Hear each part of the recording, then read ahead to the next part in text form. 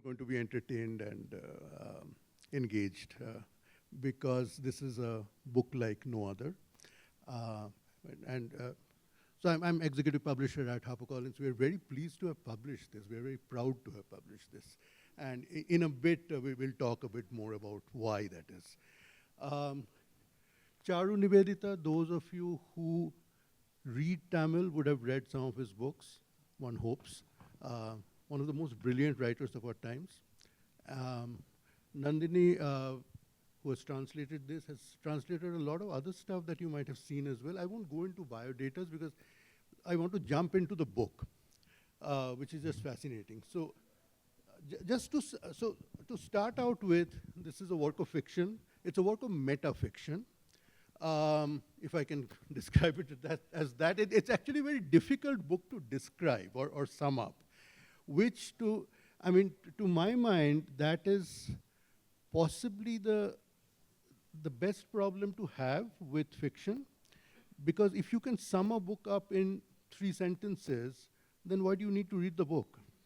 So this is one of those books that you cannot sum up in 3 sentences. We will try to talk about it in the next 45 minutes, and we'll still have only scratched the surface. It's a book that you have to read to get a sense of. But like I was saying, it's fiction. It's written originally in Tamil. It's translated into English by Nandini. It's not as simple as that. We will talk more about that as well. It's not a straightforward work of translation where somebody writes a book in an original language, so to speak, and then somebody else translates it into another language. It's not so simple. It's been a collaborative process. But to quickly give you a sense of the basic frame of the story. So there's a writer, and you can imagine that writer to be somebody like Charu Nivedita, not exactly, but sort of, is trying to write a book on this person called Mira, who was a first cousin of Shah Jahan's, and who was abducted by the Portuguese and then became a Catholic nun. So this is a story, and this is a serious book that this person wants to write. Now, it seems like a good idea to actually speak to the people who were involved. So the writer goes to an Aghori, and the Aghori first summons the spirit of Akbar, which goes off nicely. Then the writer wants to speak to the spirit of Shah Jahan. And this is where the problem starts, because when they're trying to summon Shah Jahan doesn't appear. Instead, somebody else appears. And for a minute, everybody is very confused because they think, is Shashi Tharoor in the room? Why? Because the spirit comes and says, "Fie on you." So who says "fie on you"? So, and why does he say "fie on you"? Because, of course, the spirit who has descended is Aurangzeb, and these guys, to set the mood, so to speak, have been playing Hindustani classical music, and Aurangzeb is like, "How dare you? Fie on you." So that's how it starts off. Aurangzeb then starts telling his, sort of having conversations about his life story, and you know how history has been unjust to him, how he's been painted a villain. Now that's the core of the book. So I think you might have got a sense of how this goes. Also how funny it is. That's one of the great things about the book, that it's hilarious. So I've done my introduction bit. Now I want these guys to talk. And I want you to first talk about, okay, so why Aurangzeb? What are the problematics of politics around Aurangzeb that you were dealing with? And of course, I want both of you to talk about this. Why this choice of subject? What were you trying to achieve when you're just structuring this entire meta-narrative around Aurangzeb?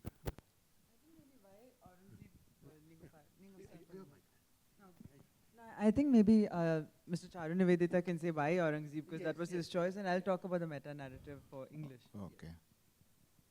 Why Aurangzeb? I have been writing autofiction since my beginning days till now. Autofiction is fictionalized uh, life of the writer. But what is there to write? You know, I was a steno in Delhi Civil Supplies for 10 years and another 10 years steno as Postal Department. And I have written some 10 or 11 novels, all, you know, autofictional novels. So what is the colorful thing in a steno's life? And I am an ordinary person from a middle class. I am not a drug addict. Otherwise, I would have written a novel like Naked Lunch by William Burroughs. I am not a thief. Otherwise, I would have written a novel like Thief's Journal, like Jean Genet. And there is another writer, Mohammed Shukri, is an Arabic writer, Moroccan writer. He was a thief, petty thief, catamite, a beggar, till the age of 32. He was an illiterate, jailed at the age of 32, and at the jail he learned to write and read Arabic and learned a lot of French literature in Arabic, studied Genet and Louis Ferdinand Céline, and so on. So he wrote his autobiographical novel, Al-Hafi, Al-Khubz. Al-Khubz is bread, Al-Hafi is naked. It was translated as naked bread.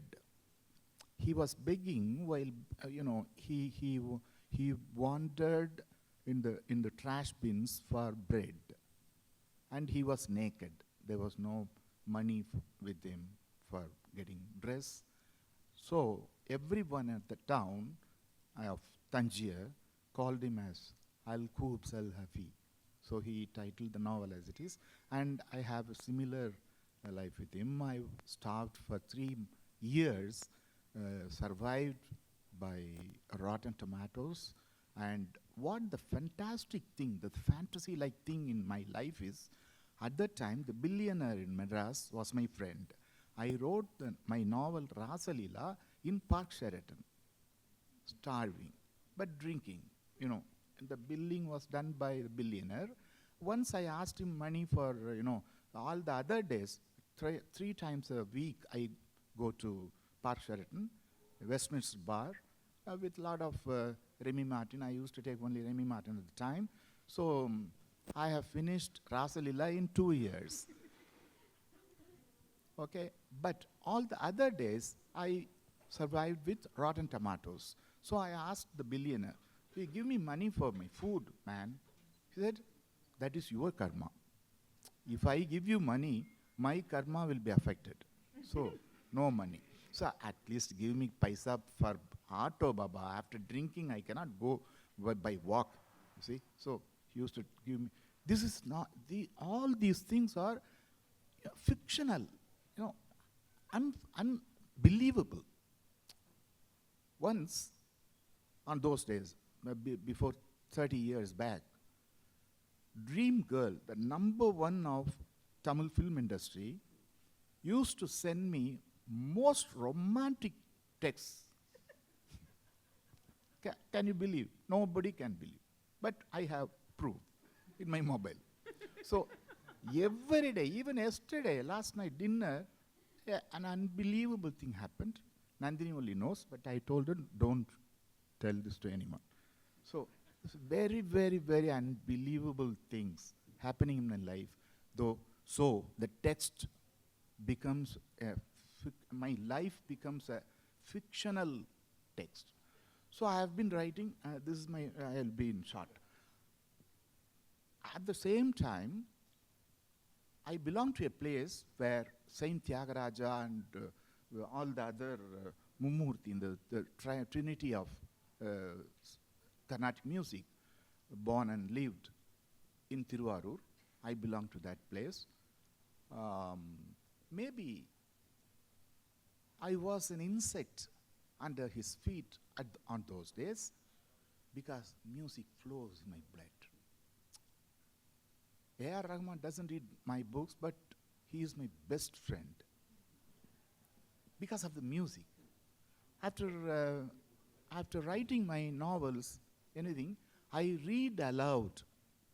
There should be harmony, there should be music. If I read my novel 0 Degree in Tamil, people, it is like a Michael Jackson's concert. So the Tamil is so lovable. And my voice and the text, the music flows in the thing. But Aurangzeb is different. Only in this novel, so I was doing research on Saint Tyagaraja, so which led to Raja Sarfoji, who was a contemporary of Tyagaraja, which led to Shivaji, Maratha king. Shivaji is related to Sarfoji. At that time, all these things led to Aurangzeb, because Shivaji is the other of Aurangzeb, and Aurangzeb is the other of Shivaji, like Krishna and Shakuni. The comparison is there. I learnt this philosophy from Jacques Derrida's The Other.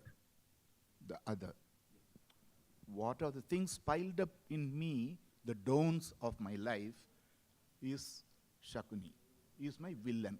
So in our history, sorry, I'm going. We the mainstream or the mass, the society needs a hero and a villain. So our hero is Shah Jahan or Akbar, and we need a villain. So we dropped his name in the Delhi road, Aurangzeb Road, and changed it to Dr. Abdul Kalam Road. So we need a villain in history. So we chose Aurangzeb. All the things are lies, and this is the proof of the novel. All my research. He is telling his story. But no, Baba, I am not a villain. Your Ashoka is the villain. He killed 99 of his brothers. 99 brothers. I didn't do any wrongful thing. And then it goes on like that. Only 3 versus 99. Only 3, yeah. So, I mean, that was absolutely fascinating. Thank you. I think 2 things that immediately strike you when you hear that is that, if you look at, one way of looking at it is our lives are all novels. We write novels, some of us write novels, some of us read novels, but if the life journey itself it's like a novel, because basically it's a story. And it's how you look at it, how you represent it. This is about, it's a story. It's also about how one writes a book and the various factors that play there. And then this whole thing about a hero and a villain. Nandini, I would like you to, if you can, there's a passage in the book, because you mentioned Ashoka. I mean, the other one we'll come to later. Yeah. But the Ashoka thing, it's a very short passage. Would you read it, please? I'll do that. But just to speak about a little bit about why it couldn't be a straightforward translation. Yeah. So there's this metafiction. So he does this sort of breaking the fourth wall and writing about the process of writing. So when he actually sent me the first few chapters, before I think 12 chapters, he'd written the Tamil novel. He was writing the Tamil novel, and he'd written only the first 12 chapters, out of I think about 120, so 28. So then he said, I'll send you what I have, and you tell me what you think. So do you think you can translate it? And then when he sent me the first 12 chapters, I told him, you know what, it's like the first chapter I feel should have more zing. And so the 13th chapter in Tamil says, by the way, I sent it to this English writer called Nandini, and English is her mother tongue. When she asks her mother for coffee, she says, Ma, would you mind making me a cup of coffee? That's how she talks. Yeah. And I want her to translate my book. And I sent her these chapters, and she told me the first chapter was boring. So this is the 13th chapter.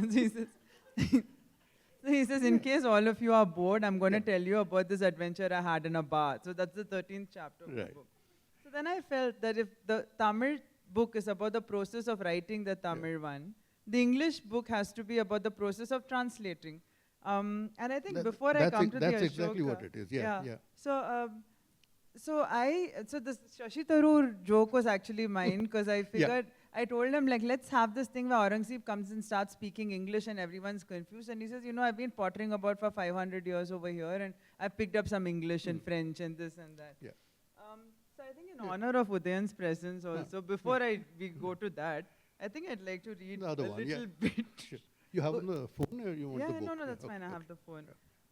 So, so this is a little, a bit about censorship, but we also mentioned, where you mentioned Paninglepo. I was just thinking, Shivaji. Sorry, I'll probably get sued for this in Bombay, but probably get hanged for this in Bombay. Yeah, but we're not in Bombay. Yeah, not in Bombay. We are back in the safe, this thing of the south below the Vindhyas. So this is Aurangzeb speaking. He says, when Shivaji raided Aurangabad, you see, Honorable Katib, I have done as you requested. The writer owes his readers an explanation. Once, Aurangzeb told the writer firmly that he would have to drop the G while referring to Chhatrapati Shivaji, since that indicated respect, and he felt no need to show respect for his worst enemy. The writer tried to persuade the spirit that the G in Shivaji was part of his name and not a suffix that indicated respect. But the emperor was adamant. At this point, the writer first brought his hands together in a plea, and then, deciding this was no time to skimp on ceremony, fell at the Aghori's feet. He felt a sudden kinship with the sycophant who had once crawled under a table to seek his party leader's slippers. The party leader being Jayalalitha. The dead can't sue us, so. Shahanshah, I beg of you, the writer said. I have been writing for 40 years, and this is the first time the English translation of a novel of mine is being brought out by a mainstream publishing house. So far, it has been small, independent presses who could barely convince bookstores to stock their output. I had a horrible experience just a few months ago. Bahubali, that's me because I have a lot of cats. Yeah. Bahubali and I were given an award for a translation sample, and the prize was publication in the US. We were so excited that we scripted the future of the novel. It would win the National Book Award, and then it would be published in the UK and win the Booker, and then I would get a Nobel Prize. Yeah. But the day before we were to be announced as the winners, the jury asked for another chapter, and then said they had changed their minds because they were afraid of the perceived potential for controversy and legal action. This, by the way, actually happened. It's the Amari Square Prize, and it's all over my Twitter. Bahubali and I told them we would remove everything they thought was problematic, but then they told us they didn't have the time and resources to enter an editorial process. Then Bahubali turned Bhadrakali and fumed on Twitter. And they finally wrote an explanation on their website and then sent us a legal threat asking us not to speak about the withdrawal of the award anymore. I asked Bahubali what she thought, and she said, it looks like it's been written by artificial intelligence software, but then there are grammatical errors, so probably not. I mean, what do you think of the legal threat, I asked. Oh, that's rubbish, Bahubali said. The only thing that's clear from this is that no publisher has a sense of humor, present company excluded, and lawyers never did. Also, we'll most likely never win a prize again. You see, the same people sit on every jury, so Bahubali and I will be blacklisted for awards. But there is a chance our work might be published. These publishers, HarperCollins India, have been kind enough to give us feedback and flag sentences that could cause controversy. I have now started censoring everything I say even at home, to the detriment of my marriage, because my wife says she isn't able to handle my sudden tameness. She has begun to suspect that I'm being unfaithful.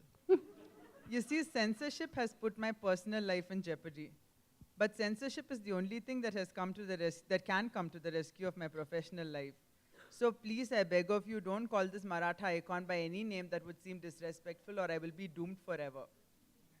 Aurangzeb was silent for some time, as if reflecting on what the writer said. Finally, he sighed and said, I'm not used to being told what to do.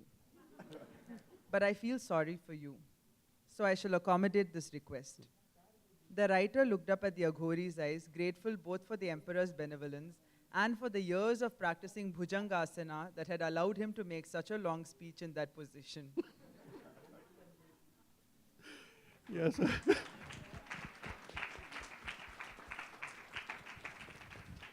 I think that gives you a taste of the book.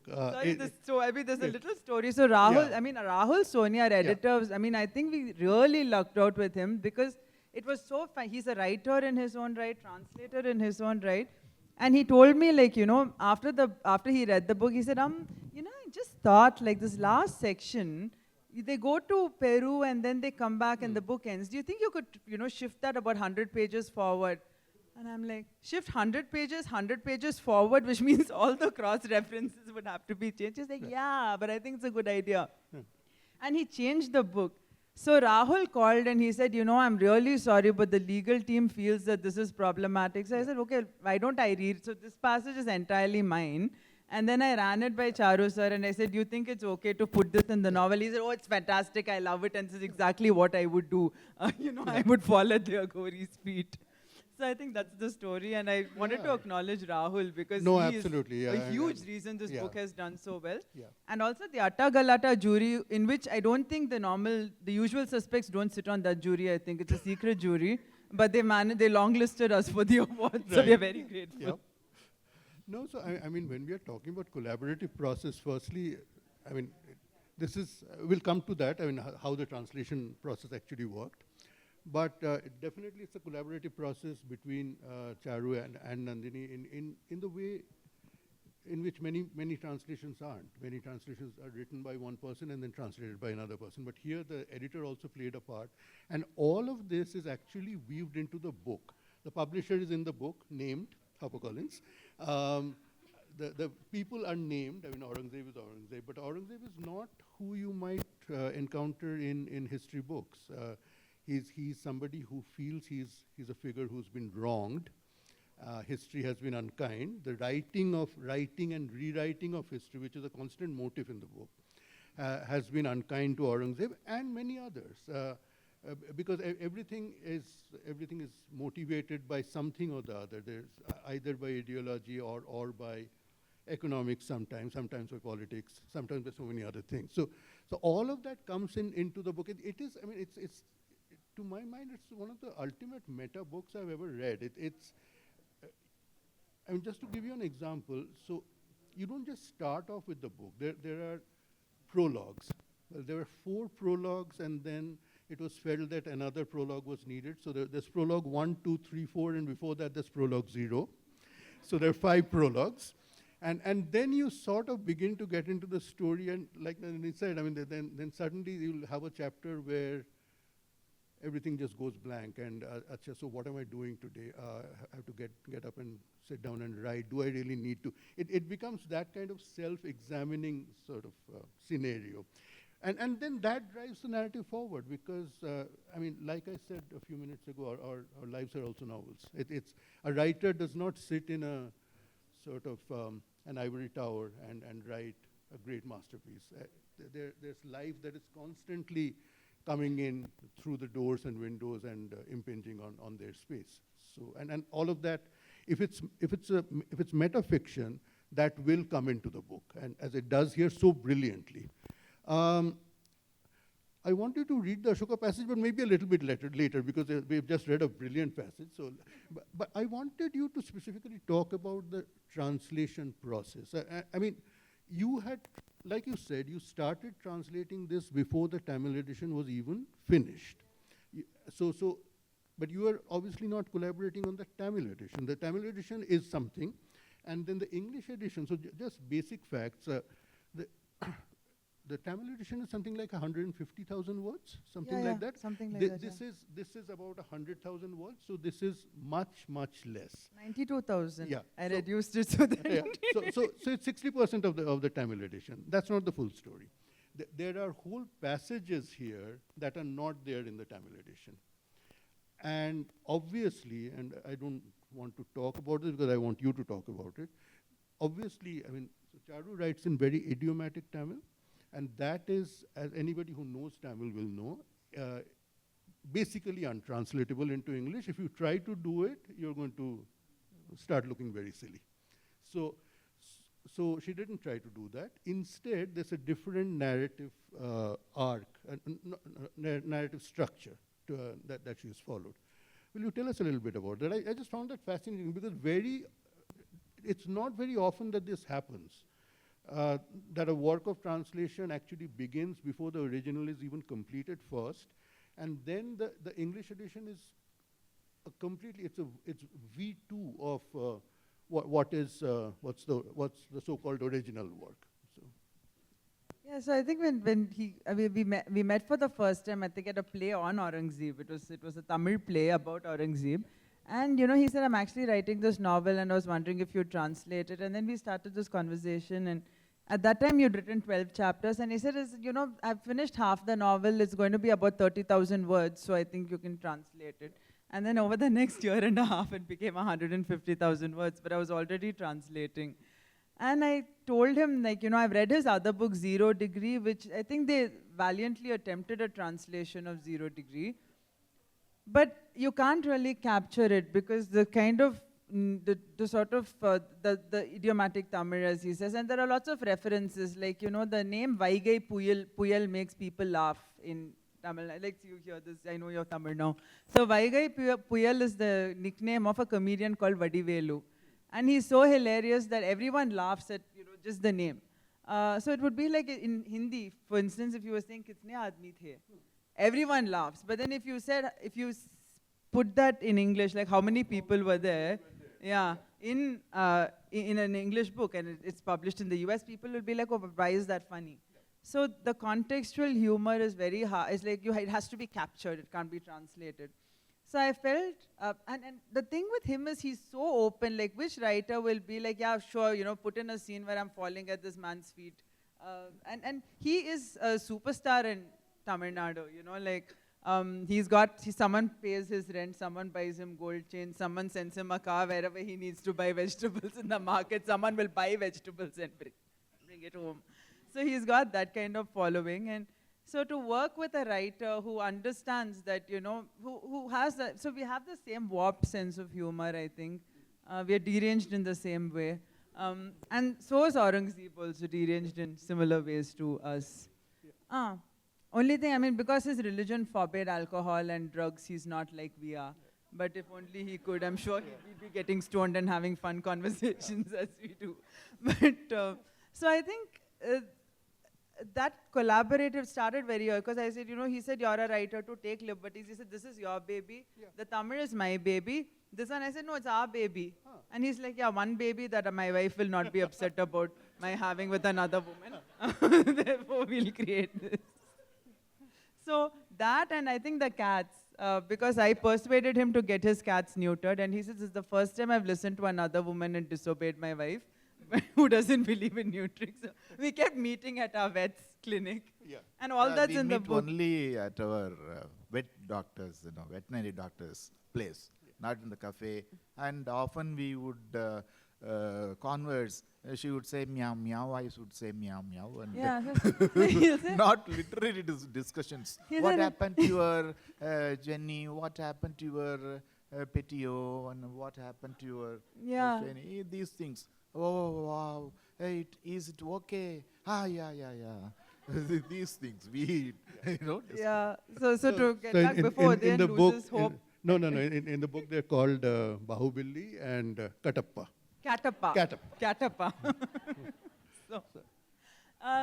To finally answer your question about the collaborative process of, he gave me complete carte blanche and said, just do whatever you want.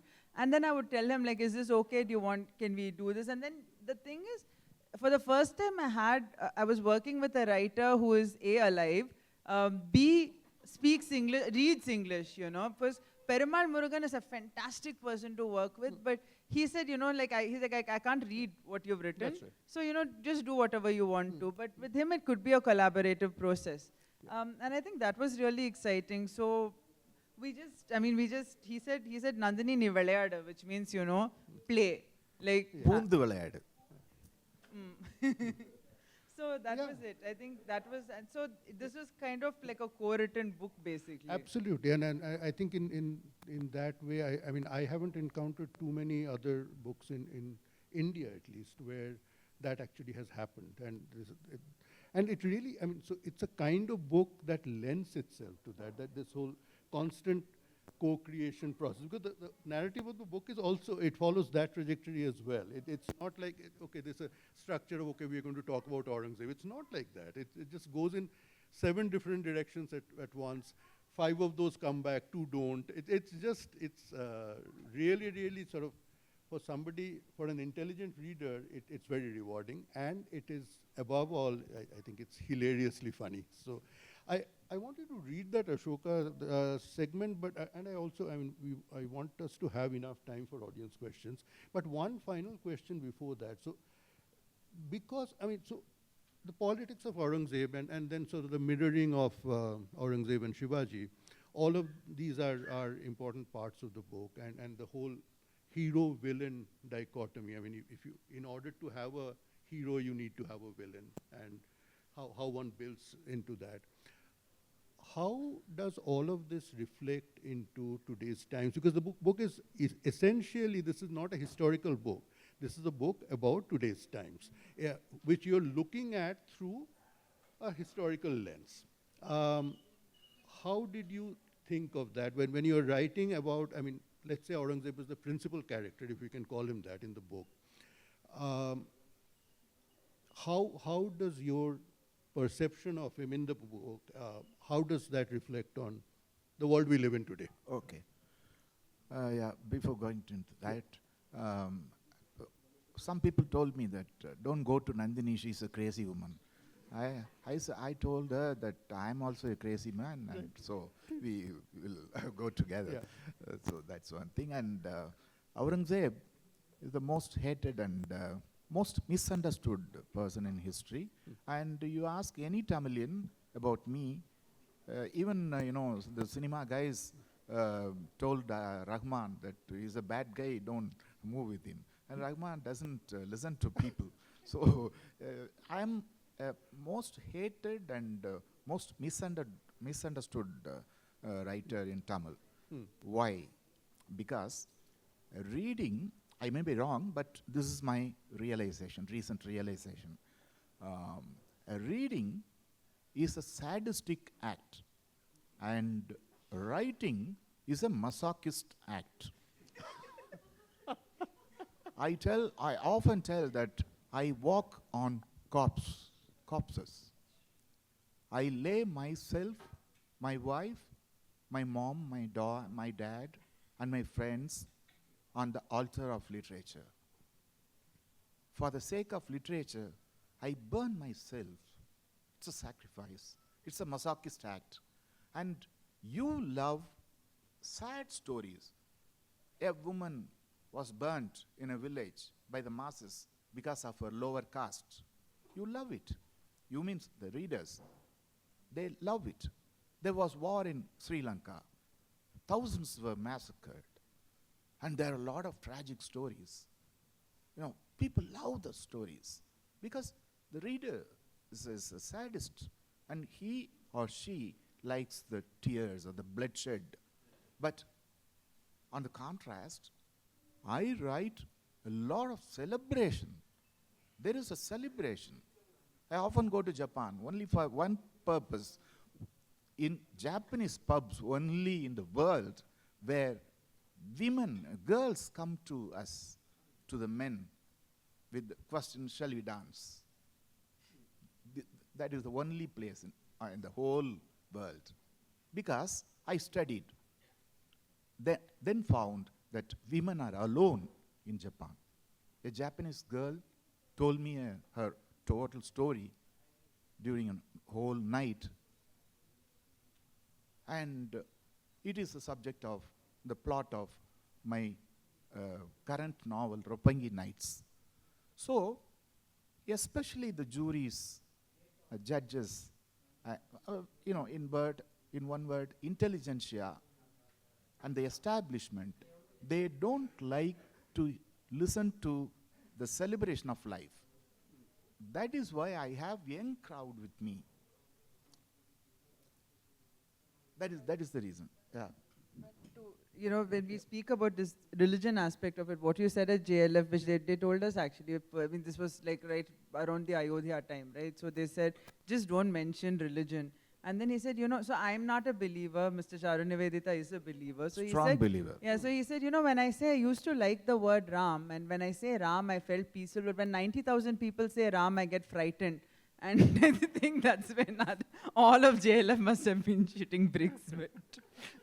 But I think it is very much a novel for our times, because there is a line in the novel where he says, he was sitting, so Aurangzeb says, you remember when you were sitting with this Hindutva-vadi in a bar, and then that guy said something, and then you said, if you'd been born in Aurangzeb time, you'd have been a Muslim extremist.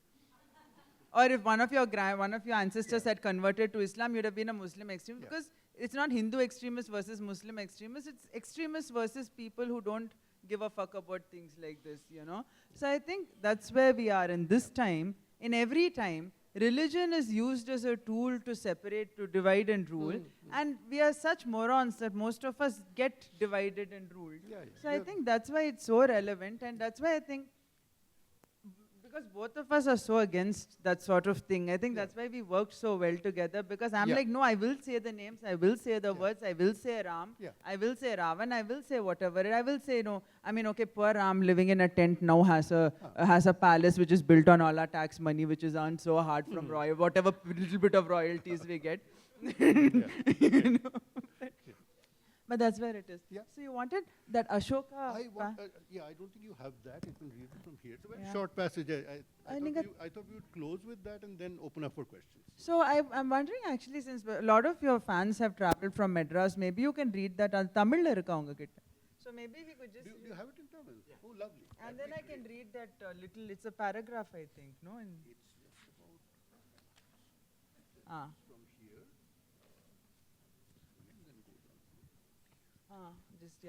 Now, உங்களுக்கு சொல்ற chapter 4 is இது plunderers அசோகாட இது வலுவான அரசு correct இதுல இருந்து இது வரைக்கும் வந்தானே இது நீங்க உட்காருங்க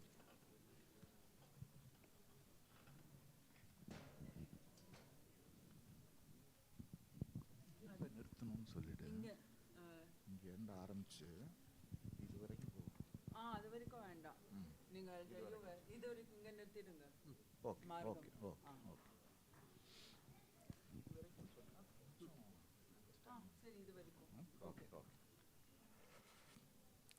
அன்றைய தினம் டிசம்பர் 15 1398 டிசம்பர் 15 அமீர் தைமூரின் படைகள் யமுனையின் ஒரு பக்கத்தில் கூடாரம் அடித்திருக்கிறார்கள். அவர்களிடம் 50,000 பேர் கைதிகளாக இருக்கிறார்கள். பெரும்பாலானவர்கள் சிலை வணக்கம் செய்யும் இந்துக்கள். அவர்களில் பல முஸ்லிம்களும் உண்டு. அனைவரையும் கொல்லுங்கள் என்று உத்தரவிட்டார் அமீர் தைமூர். அதுதான் போர் நியதி. அத்தனை பேரும் கொல்லப்பட்டார்கள். காஃபிர்களே, நீங்கள் வணங்குபவற்றை நான் வணங்க மாட்டேன். நான் வணங்குகிறவனை நீங்கள் வணங்குபவர் அல்லர். உங்களுக்கு உங்களுடைய மார்க்கம், எனக்கு என்னுடைய மார்க்கம். அல் குரான் 109வது சூரா. புனித நூலில் இவ்வளவு தெளிவாக சொல்லப்பட்டிருந்தும் சிலை வணக்கம் செய்பவர்களை தண்டிக்கப் போகிறேன் என்று சொல்லிக்கொண்டே சாமர்கண்டிலிருந்து ஹிந்துஸ்தான் கிளம்பி வந்தார் அமீர் தைமூர். இப்படியெல்லாம் சொல்லி அவர் தன்னைத்தானே ஏமாற்றிக் கொண்டார் என்றே நினைக்கிறேன். ஹிந்துஸ்தானில் உள்ள தங்கத்தை கொள்ளையடிப்பதே அவரது படையெடுப்பின் முழு முதல் காரணமாக இருந்தது. ஒற்றர்கள் அவரிடம் தெரிவித்து விட்டார்கள், துக்ளக் பரம்பரையின் இப்போதைய அரசன் வெறும் உமிப்பதர், ஊதினால் பறந்து விடுவான். ஆனால் அவனிடம் இருப்பதோ ஒரு மாபெரும் தங்கச் சுரங்கம். ஹிந்துஸ்தான் பூராவுமே தங்கமும் வைரமும் வைடூரியமும் கோமேதகமும் கொட்டி கிடக்கின்றன. கோவில்களில் நுழைந்தால் திரும்பின இடமெல்லாம் தங்க மலைகளாக நிற்கும் சிலைகள். கேட்க நாதி இல்லை.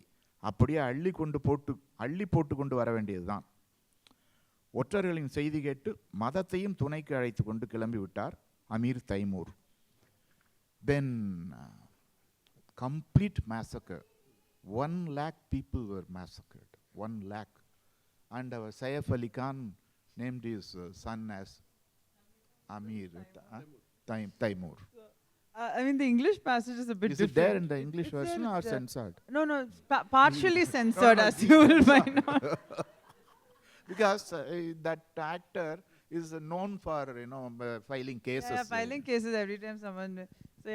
So this is what it says in English. Aurangzeb said, Honorable Khatib, you know I was the sovereign ruler of the most expansive empire in history after Ashoka's, but I never decreed that my subjects should fall in line with my own religious beliefs, did I? The majority of the servants' subjects believed in idol worship. I find it quite blasphemous, and yet I felt I had no right to interfere. What's more, I even built temples for them. My most trusted assistant was a Brahmin. Most of my generals were Rajputs. And yet my name has been erased from your roads as well as from your lists of baby names. Ashok, Ashokan, Ashoka, the hero of marketing, whose reign was documented by sycophants and mercenaries. In order to make this appearance and speak to you openly, so I may write the calumny, I familiarized myself with all the history that has passed after me, down to the contemporary events of your time. And here's what I found. There is one man more wretched than Ashoka, a man who ought rightly to be enemy to all humankind, an ancestor of mine, but there can be no doubt that he was a butcher, Taimur. And yet a child who was arguably your media's favorite celebrity until he grew out of his cherubic chubbiness shares this illustrious gentleman's name. Why, I once heard a news anchor begging his father to get Taimur to blow a kiss to her audience. It made me wonder how this child's namesake would have reacted if someone had asked him to blow a kiss to a television audience. The only kiss he knew, I believe, was the kiss of death. I've told you, Honorable Khatib, akhlaq and adab are my very soul, far dearer to me than regard for my ancestors. It is not I who speak of Taimur as a butcher, but his own autobiography that stands testimony to his deeds and his opinions. He writes with great pride, Maulana Nasiruddin Omar had never hurt a fly in his life. And yet, following my orders that day, he killed 15 Hindus with his bare hands. It is estimated that Taimur killed about 17 million people in his lifetime. That was an entire 5% of the world population at the time. And with little discretion too. He was such an ignoramus, he didn't know that not all of Hindustan's population was Hindu. He punished Hindus and Muslims both for the crime of living on this land where idols were worshipped. I come from a line of bloodthirsty kings. They speak of fratricide, but filicide was not uncommon in my time. Worse, the fathers were happy to maim their sons. Thank you. I mean, again, you're getting a sense of how history is perceived and reperceived and from different angles. That's what the book is all about, but I think all of you would have got from that passage how funny all of this is. It's unsparing. It's absolutely, it doesn't spare anybody, any community, any person, any kind of political angle. It's completely unsparing. And then it turns the gaze on oneself, and that is extremely funny and unsparing too. We are actually almost out of time. I think we can take just 2 quick questions. Yes, please. Yes.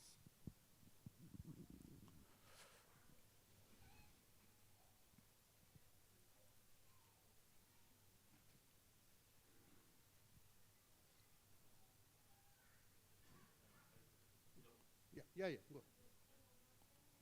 go. My name is Abhimanyu, and my question is for you. There is a book called Look Who Is Back, and that is also based on the same storyline, and the only difference is that you have Aurangzeb, he has Hitler in that book. So the book's narration goes in a way that initially when the writer actually encounters the man, in this case Hitler, the first stage was he was intimidated. Then he sympathized with the person, and then he empathized. Sorry, we have very little time. You can make it. Okay, yeah, I'll just wrap it up. Then he empathizes, and then he questions the narrative, and then in the end he realizes that whatever the whatever the narrative is, it's actually true. Does your book also go with the same way? You'll have to read it. The simple answer is no. This is a postmodern novel. It works completely differently. I was saying you'll have to read it to find out. The book is available at the store. Mr. Charu Nivedita will be available for signings. Yes. So second question maybe. Second, second and final question, please. Just a quick observation. This looks like a wonderful book and a wonderful conversation here. Congratulations to all three of you, really, for the courage in writing this. As a writer of historical narrative based in the North, I'm amazed at just the casual familiarity with which you speak about Aurangzeb. Bravo and congratulations. And north of the Vindhyas, it would be far, far harder to write such a book.